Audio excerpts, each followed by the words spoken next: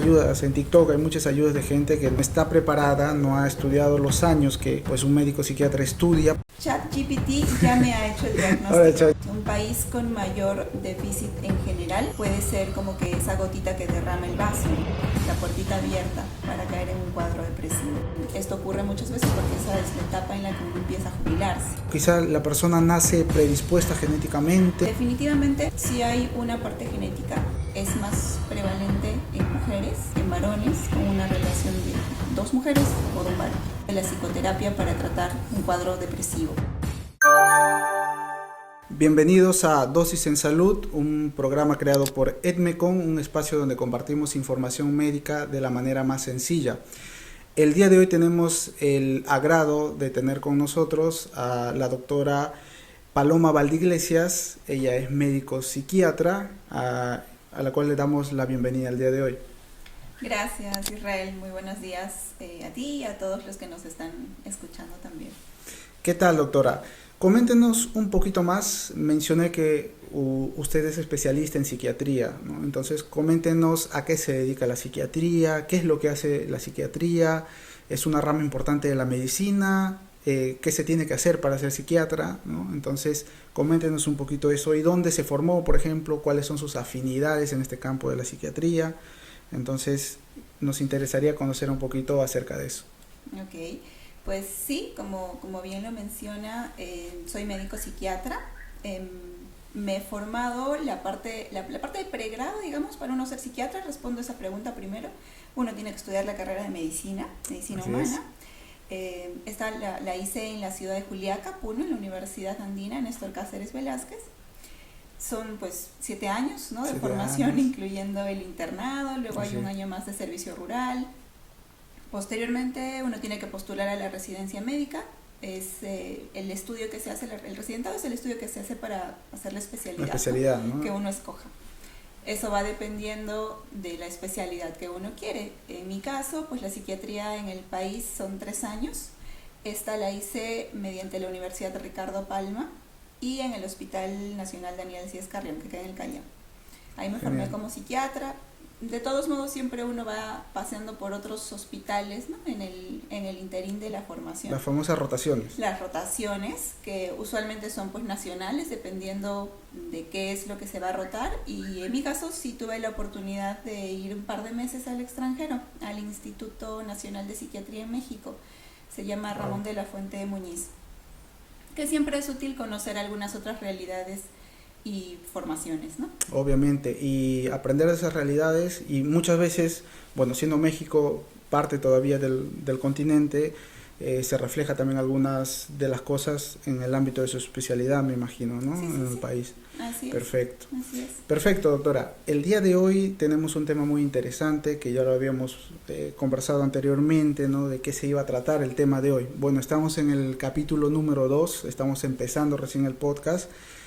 Y bien, el día de hoy vamos a hablar acerca de lo que se llama algo muy conocido, un nombre muy conocido, un término muy usado muchas veces, que es la depresión, ¿no? La depresión.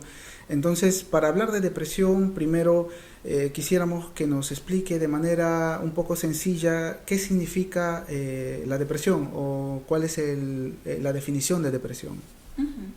Bueno, aprovecho tomando este punto, parte del trabajo de un médico psiquiatra es justamente ver esta parte emocional, las conductas, el sueño, no todo lo que es la parte de las funciones del cerebro, que quizá no son tan sencillas de ver, por ejemplo, en una imagen, como lo llamamos una parte estructural o orgánica, ¿no? Entonces ahí justamente entra este término que bien empleas. La depresión pues es un trastorno, lo conocemos así, trastorno en el sentido de que es algo que comienza a causar dificultades en el día a día de la persona, que inicia usualmente con algunos síntomas como son la tristeza, pero no es una tristeza dentro del común denominador de lo que todos en algún momento podemos sentir cuando nos ocurre algo que amerita sentir tristeza. Exacto. ¿No? Es una tristeza que de repente comienza a ser diaria o casi todos los días, que abarca casi todo nuestro día y que pues en tiempo nos basamos en algunos criterios para hacer este diagnóstico. En tiempo más o menos es de 2 semanas, ¿no?, continuas de tristeza, que no siempre solo se manifiesta con tristeza. Eso es algo interesante porque a veces uno asocia el término de depresión a una persona triste y llorando. Así es. ¿No? Pero no siempre se manifiesta así. De hecho, muchas personas tienen cierta dificultad para identificar esa emoción como que estoy sintiéndome triste. Y a veces se ve como irritabilidad, ¿no? Eso es muy, muy común de ver, por ejemplo, en los adolescentes y en los adultos mayores. Uh-huh. Irritabilidad en el sentido de que sentirnos muy molestos, renegones. Así es, ¿no? En términos sencillos es como un fosforito que me buscan y me encuentran y revienta por cualquier cosa, ¿no? Se enoja por cualquier cosa. Perfecto. Un punto muy importante, ¿no? El tema de la tristeza. Cualquiera de nosotros puede tener tristeza, digamos, por un periodo de tiempo, unos días, ¿no? Y el criterio que mencionaste, de 2 semanas, ¿no? Entonces, es normal sentirse triste, es normal estar triste, y aquí hay un término muy importante que también lo abordan, que es el tema de los estados de ánimo, ¿no? ¿Qué es un estado de ánimo? ¿Cómo una persona manifiesta o cómo se ve en los estados de ánimo? Siempre una persona tiene que estar feliz, tiene que estar triste. ¿Cuál es ese balance que tiene que haber en los estados de ánimo para nosotros ver si una persona tiene depresión o no, por ejemplo? En este caso, yéndonos o hablando netamente de la tristeza. Pero ojo, como mencionó, no solamente es el tema de la tristeza, sino que se puede manifestar de otras formas. Entonces, el estado de ánimo, ¿no? ¿Qué es el estado de ánimo para que más o menos entendamos por qué hablamos de tristeza, por qué hablamos de alegría muchas veces, ¿no? Entonces, por ahí, ¿qué significa o cómo definimos estado de ánimo? ¿Qué componentes tiene? No lo sé. Uh-huh. Bueno, hablar de la parte emocional, de hecho, es un tema bastante complejo, más allá de lo que se pueda pensar, ¿no? Podríamos resumir un estado de ánimo como que el grupo de emociones, sentimientos que la persona tiene de manera duradera y que de cierto modo hacen que esa persona sea como la conocemos, ¿no? Si se percatan, pues hay personas que normalmente están todo el tiempo como campanitas, sonriendo, brillando, alegres. Hay otras personas que de repente tienden a ser un poco más apagadas, un poco más serias, quizá con cierta tendencia a que una emoción negativa, entre comillas negativa, ¿no? Porque ninguna emoción propiamente podríamos llamarla como negativa, los pueda agarrar y de repente estén más tristes o que se enojen con más facilidad. Entonces, un estado de ánimo podríamos conceptualizarlo de esa manera, como un conjunto de emociones de manera duradera en el día a día de una persona. Perfecto, y esto puede ir fluctuando, ¿no? Yo puedo ser una persona muy alegre, pero de pronto hay un evento por ahí, me pasa algo y puede estar triste, ¿no? Un día, unas horas. Por supuesto que sí. Y eso es normal, ¿no? Lo anormal sería que ante un evento negativo, adverso, pues uno esté sonriendo, ¿no? Entonces, obviamente, ¿no? Eso daría un poco de miedo también de ver una persona que está frente a una catástrofe y está como que sonriendo, ¿no? Uh-huh. Bueno, y para hablar de depresión también, algunos datos estadísticos, ¿no? Es muy frecuente esto, es infrecuente, se ve mucho en consulta, por ejemplo, usted que es el especialista, ve a diario casos de depresión o qué es lo que más, por ejemplo, ve en la consulta y sobre todo si es frecuente este problema de la mente, ¿no? Que es la depresión. Ok.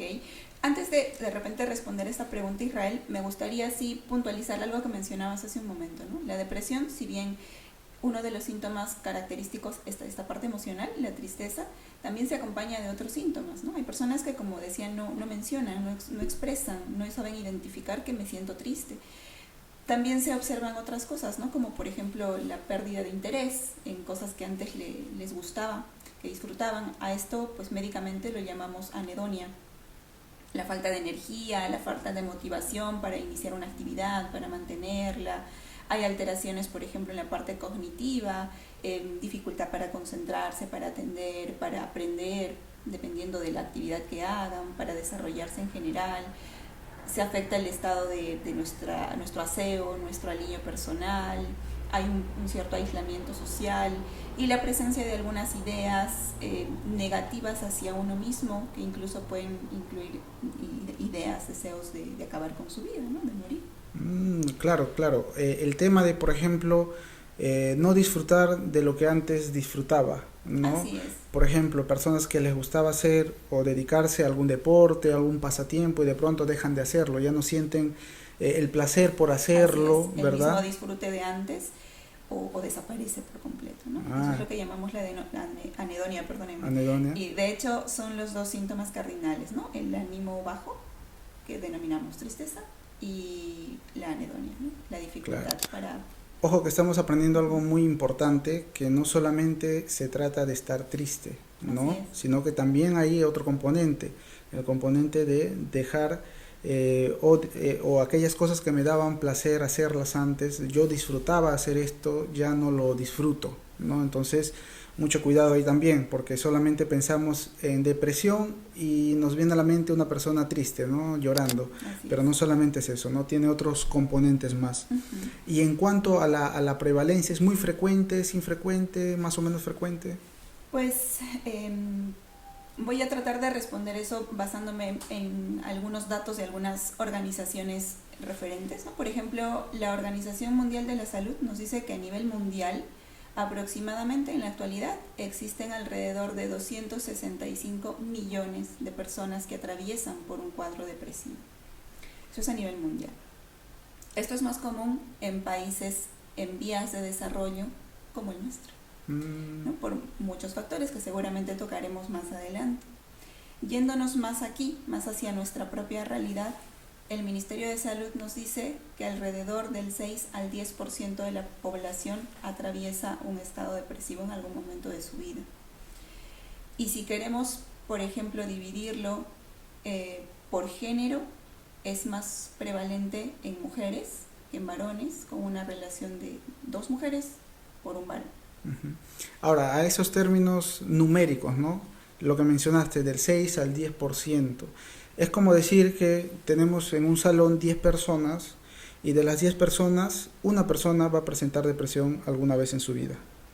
Sí, de repente, como hablamos de porcentajes, podríamos decirlo como que en 100 personas, En 100 personas, 6 personas 6 a 10. o 10 O personas 10 personas pueden presentar este problema, van a presentar, ¿no? En términos presentar. simples, cuando Así es. hablamos de porcentajes, de estadística, de prevalencia, ¿no? De frecuencia, siempre lanzamos esos números, un 10%, un 15%, un 20%, pues significa eso, ¿no? Ujú. Que de 100 personas, de 100 peruanos, entre 6 y 10 personas, 10 peruanos van a presentar Así depresión alguna vez en su vida. Ahora es importante, como mencionas, la prevalencia. La depresión tiene algunos grupos, si hablamos de sexo, en las mujeres, más frecuente, ¿no? Y si hablamos de regiones o de países, por ejemplo, ¿no? Estamos, por ejemplo, en Perú, estamos más vulnerables a tener depresión, a diferencia de un país europeo, qué sé yo, o de Norteamérica, ¿no? Hay diferencias y si las hay, ¿no? ¿A qué se puede deber? Porque hay muchos estudios. Como vemos, la salud mental en nuestro país está bastante descuidada, eso no es nada nuevo. Sin embargo, digamos, ¿qué es aquello que desencadena un poquito más que una persona sea más vulnerable a la depresión o no? O quizá la persona nace predispuesta genéticamente, no lo sé, porque hay muchos estudios con respecto a esto. ¿Qué podrías comentarnos al respecto? Uh-huh. Esa es una pregunta interesante y bastante amplia también, porque ahí entran los factores de riesgo, ¿no? Para que una persona desarrolle depresión. Y definitivamente sí hay una parte genética, una parte de heredabilidad, así lo llamamos, ¿no? La herencia que nos pueden transmitir nuestros padres. Y esto está alrededor de un 40%. Hay un 40% de probabilidad, es decir, 40 de cada 100 personas cuyos padres o familiares han tenido un cuadro depresivo en cualquiera de sus tipos. Es altísimo, 40%. Para que pueda presentarlo. Ahora, esto no es un factor determinante tampoco, ¿no? Ahí entran los otros factores y ahí entra la parte que mencionas, por ejemplo, ¿dónde entra nuestro país con los 1001 problemas que tenemos a tallar en este asunto? Y ahí va la parte social, ¿no? Otro factor de riesgo es la parte social. Hay mayor predisposición en personas que, por ejemplo, tienen bajos recursos económicos o que atraviesan por una crisis social, por ejemplo, poblaciones migrantes con altas tasas de migración, poblaciones que de repente tienen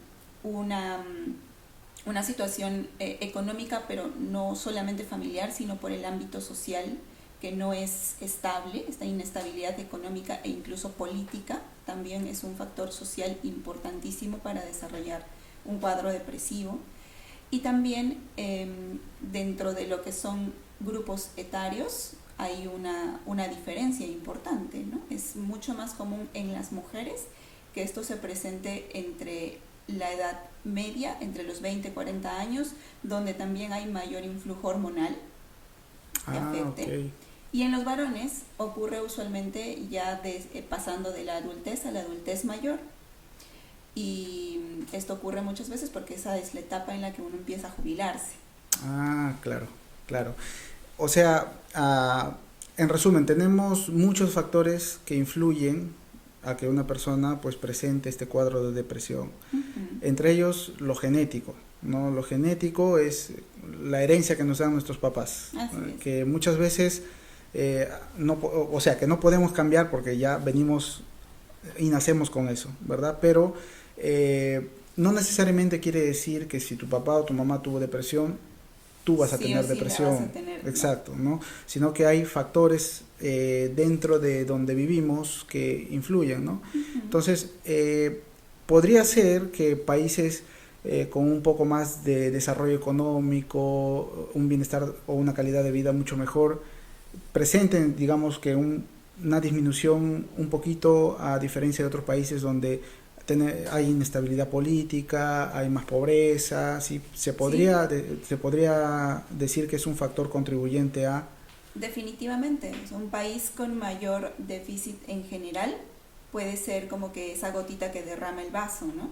Pero por otro lado, imaginémonos un país del primer mundo donde también la parte laboral, económica es el trajín de todos los días, representa un estresor importante también, ¿no? La disminución, por ejemplo, de un tiempo de calidad en familia o con las personas que queremos también es un factor que podría jugar en contra. Entonces, como que ambas partes, ambos aspectos, pues tienen sus pros y sus contras.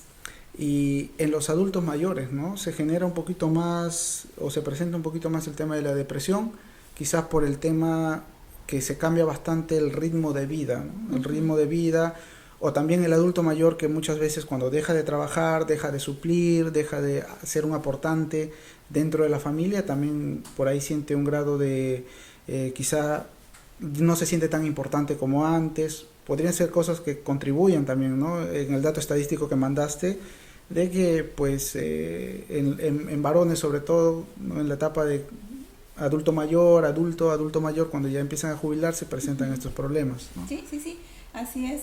Y de hecho este dato es, por ejemplo, mucho más prevalente, más común en los varones, justo por eso, ¿no? Porque usualmente en nuestra sociedad es el varón el que sale de casa y trabaja y es como que más funcional mientras más trabajos externos a su hogar realice. Y cuando pues se jubila, lo ve como que hay menos cosas que hacer y ahí puede darle la puertita abierta para caer en un cuadro depresivo. Y un buen consejo sería entonces adultos mayores, ya que están por jubilarse o se jubilan, tratar de mantener, como se dice, la mente activa, ¿no? Dedicarse a otras cosas, de pronto emprender un negocio que no le demande tanto trajín, tanto esfuerzo de movilizarse de aquí para allá, como usualmente es un trabajo común aquí en nuestro país. Podría ser algo que les ayude también, o practicar un deporte, ¿no? No sé cuánto ayude eso también. Eso, definitivamente sí, generar actividades recreativas, deportivas que puedan ayudarme a sentirme mejor. Perfecto. Ahora, al inicio mencionaba usted con respecto a el diagnóstico, ¿no?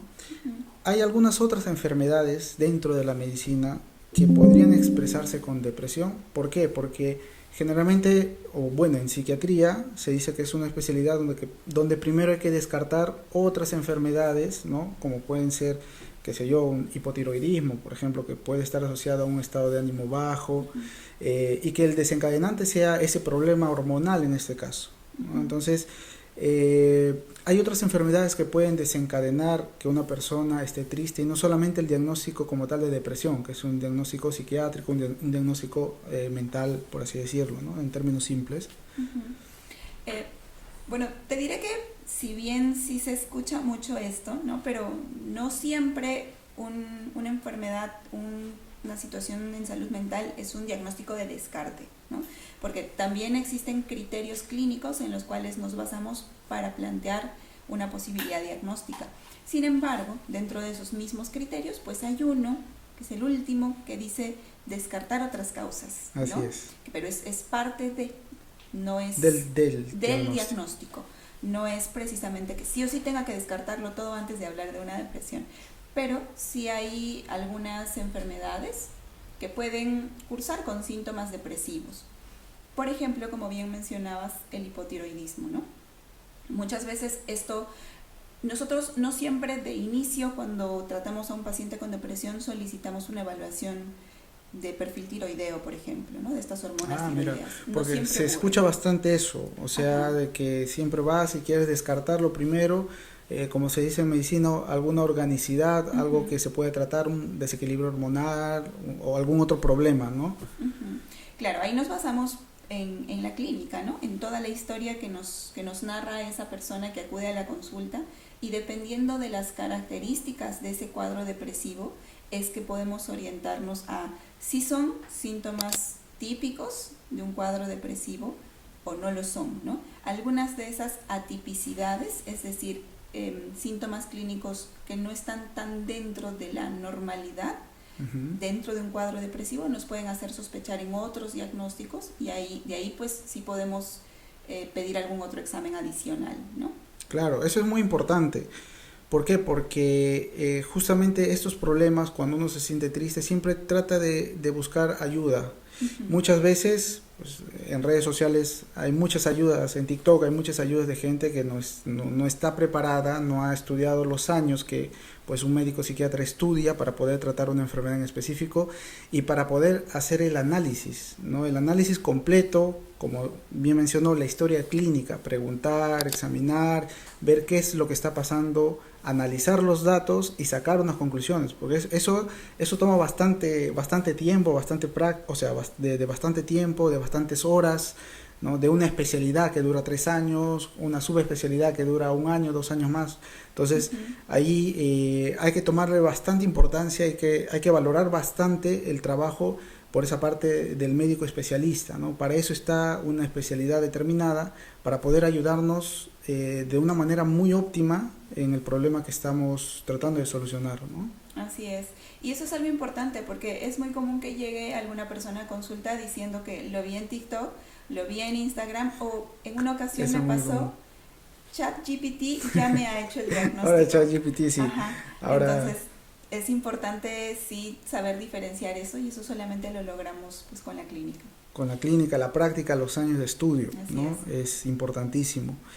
Ahora, ¿hay tratamiento para la depresión? ¿Existen fármacos? ¿Solamente es darle una palmadita a la persona para que se sienta mejor? ¿O cómo se maneja esto en la especialidad, ¿no? de psiquiatría?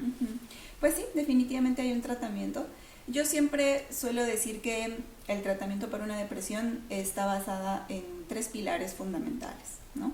Uno es ese primer paso que la persona da reconociendo que necesita una ayuda para algo que se le está saliendo de las manos.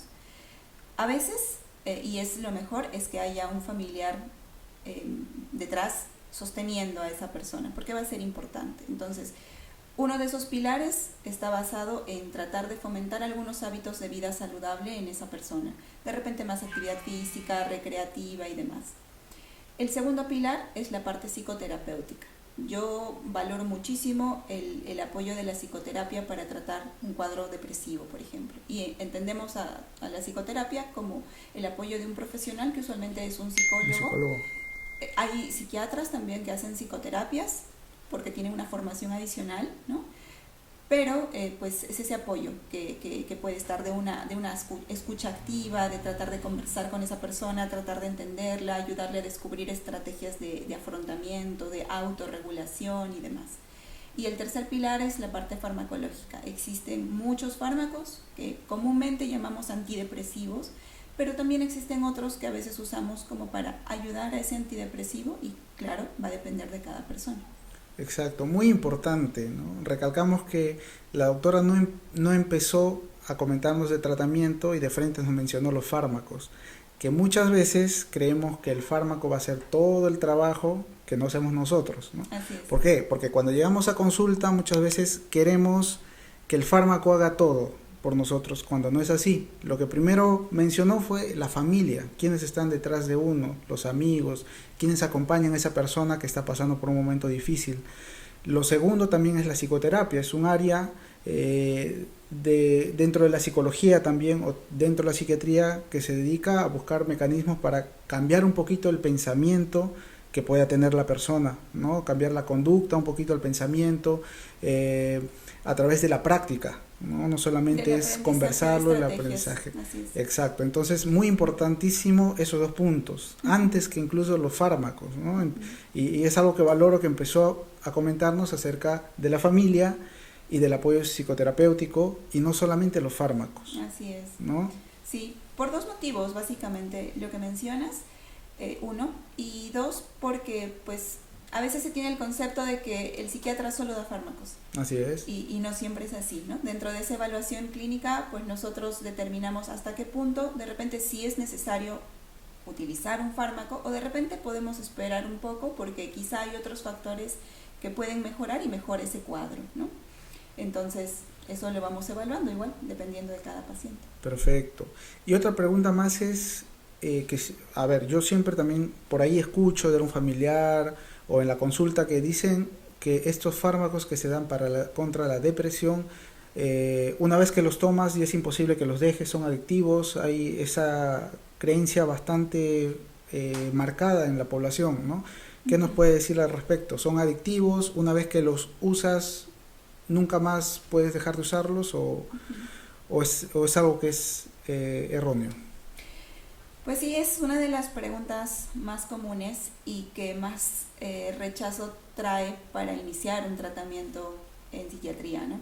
La gran mayoría de los antidepresivos pues no tienen este efecto adictivo, y definitivamente el tratamiento pues no se busca que sea de por vida. Existen guías de tratamiento que nos dicen pues que el tratamiento es por algunos meses. Esto está entre 6, 9 meses, va a depender de cada persona. No son fármacos que la persona va a tener que usar para sentirse bien siempre, ni que tampoco mejore ese cuadro depresivo y que en el siguiente otra vez se va a necesitar fármacos. No necesariamente es así. Hay personas en las que puede ocurrir, pero ese no es el objetivo del tratamiento. Ahora, dentro de la psiquiatría, de los psicofármacos, así los denominamos, sí hay algunos fármacos que mal usados, y recalco esto, mal usados, pueden tener un potencial de generar una dependencia, entendiéndose dependencia como la dificultad para poder dejarlos, porque nuevamente puedo presentar algún síntoma que ya tenía, o tener mucha ansiedad por volverlos a tener. Pero vuelvo a decirlo, mal usados. Un tratamiento hecho de manera adecuada de la mano de su médico es un tratamiento completamente seguro. Y muchas veces nos basamos de alguno de estos fármacos, por ejemplo las famosas benzodiazepinas, el clonazepam, el alprazolam, para calmar algunos síntomas. Siempre tratamos de darlo por el menor tiempo posible, la mínima dosis posible, lo retiramos apenas se pueda, pues no pasa nada. Así es, ¿no? Mucho cuidado con automedicarse entonces, ¿no? Porque le funcionó a la vecina o porque le recetaron esto al amigo, yo también voy a empezar a tomarlo. No, o sea, no funciona así. Hay que tener bastante cuidado con los psicofármacos. Tiene que ser dado de la manera adecuada, en el tiempo adecuado, y con un profesional especialista, en este caso un psiquiatra, que haga el acompañamiento completo en todo este proceso, ¿verdad? Perfecto. Entonces, remarcamos la importancia que tiene el entorno, ¿verdad? La psicoterapia, los psicofármacos. No hay que automedicarse, hay que tener mucho cuidado. Pueden ser adictivos si uno se automedica, sí, ¿no? De hecho, ese es el principal motivo que está detrás de una persona que se hace dependiente de un fármaco, ¿no? Que lo empezó a tomar fuera de la indicación. Perfecto. Perfecto. ¿Y algunos efectos adversos del antidepresivos o los psicofármacos que se usen comúnmente para la depresión? ¿Cuáles podrían ser, o qué es lo que más frecuente se ve? Por ahí alguien nos está escuchando, está tomando algún fármaco, no sabe si algunos cambios que está teniendo son por el fármaco o son simplemente por el proceso de la enfermedad. ¿qué podría comentarnos al respecto? Ok, esa es otra pregunta muy importante porque todo fármaco, todos, hasta un paracetamol que siempre tomamos, puede tener algún efecto adverso, ¿sí? Entonces, dentro de los antidepresivos, empecemos por ahí, pues lo más común es molestias gastrointestinales. De repente, como una sensación de reflujo, como una sensación de ardor, o como que el estómago esté sonando todo el tiempo, o como que se afloje un poquito, pero es algo que suele ser leve, ¿no? No es algo muy molesto. Es tolerable. O al menos, exacto, al menos así debería ser. Y pasa al cabo de unos pocos días, máximo puede durar una semana aproximadamente. Ahora también pues hay personas que puede que no toleren un determinado fármaco. En esos casos muy probablemente ese efecto va a ser mucho más intenso y en ese caso pues se lo dirá a su médico y se hará el cambio respectivo, ¿no? Eso es lo más común. Hay algunos otros, porque son muchos antidepresivos, que pueden ocasionar un poco de dolor de cabeza. Hay otros que pueden ocasionar leve temblor en las manos, de repente en la puntita de los dedos, o sequedad de las mucosas, como son los ojos y la boca. Pero nuevamente son efectos que suelen ser bien tolerados y deberían ser pasajeros. Para esto, pues siempre tratamos de iniciar con un cuartito de pastilla primero o la mitad y de manera progresiva. De manera progresiva hasta llegar a la dosis adecuada. Perfecto, genial. Muy interesante, la verdad, todo lo que hemos comentado hasta el momento. Quisiera también que, por favor, para terminar la conversación, que puede dejar un mensaje, ¿no?, a las personas que nos van a escuchar, a las personas que nos van a ver, con respecto a la especialidad, porque a veces hay mucho el estigma de que si voy al psiquiatra es porque estoy loco, ¿no? Y muchas veces por ahí vemos amigos o familiares que se rehúsan, saben que necesitan ayuda, no son capaces por X motivos de sobrellevar un problema, como ansiedad, como depresión, ¿no? Y no buscan ayuda, ¿no? Comentarles y decirles, y es el mensaje final que quisiera, por favor, que dejes a las personas que nos están viendo, escuchando, que es importante ir al psiquiatra cuando uno, por así decirlo, no puede salir de un problema, ¿no?, emocional, de ansiedad, de depresión, por ejemplo. Es importante, y no por ir al psiquiatra es que estás loco o loca, ¿no? Quisiera cerrar esta conversación con ese mensaje, recalcar ese mensaje a las personas que nos escuchan, y también algunos mensajes finales que desees dejarnos, ¿no?, para concluir. Bueno, definitivamente, como bien dices, siempre se ha visto la salud mental como que, y la psiquiatría sobre todo, como que el espacio al que va una persona que necesariamente está loco, ¿no? Y ahí viene la resistencia de muchas personas a ir a una atención psiquiátrica cuando son derivadas a veces de otras especialidades. Entonces, quizá el mensaje final que me gustaría dejar es que tratemos de quitarnos ese estigma, ¿no? Tratemos de no ver a la persona que sufre de depresión como que quieres llamar la atención, como que pon de tu parte, como que parece que lo haces a propósito, otra vez haces drama, es un invento, ¿no? Solo los débiles se sienten deprimidos, ¿qué te falta? Porque tienes todo, ¿qué te falta? ¿Por qué estás deprimido? ¿No? O sea, son frases que escuchamos en el día a día y que lo único que hace es causar en esa persona, alimentar esas ideas propias de un cuadro depresivo que la persona ya tiene. Yo no sirvo, yo soy un inútil, soy un estorbo, ¿cómo no puedo solo con esto? Entonces, alimentando estas ideas solamente retrasamos más el hecho que una persona vaya a una atención. Y puede hacer que este cuadro se prolongue y se pueda hacer más severo cada vez y pues llegando incluso a fines muy, muy desastrosos, ¿no? Trágicos al final, ¿no? Muy trágicos. Perfecto, doctora. Muy amable por su tiempo, gracias por acompañarnos en esta oportunidad y comentar dónde le podemos encontrar en caso que queramos alguna consulta, por ahí dónde la podemos encontrar. Bueno, muchas gracias también, Israel, por este espacio para hablar de este tema tan importante como es la depresión. A mí me encuentran en ECMECO, esto está en Surco. Ahí tengo algunos turnos, ahí me pueden encontrar por los números que encuentran en las redes sociales y ahí se puede agendar una cita. Listo, doctora. Muy amable, muchas gracias. Ha sido un placer tenerla con nosotros y conversar acerca de un tema muy importante, ¿no? Gracias. Bueno, con nosotros será hasta la próxima. Muy bien, gracias, Gracias. Rey.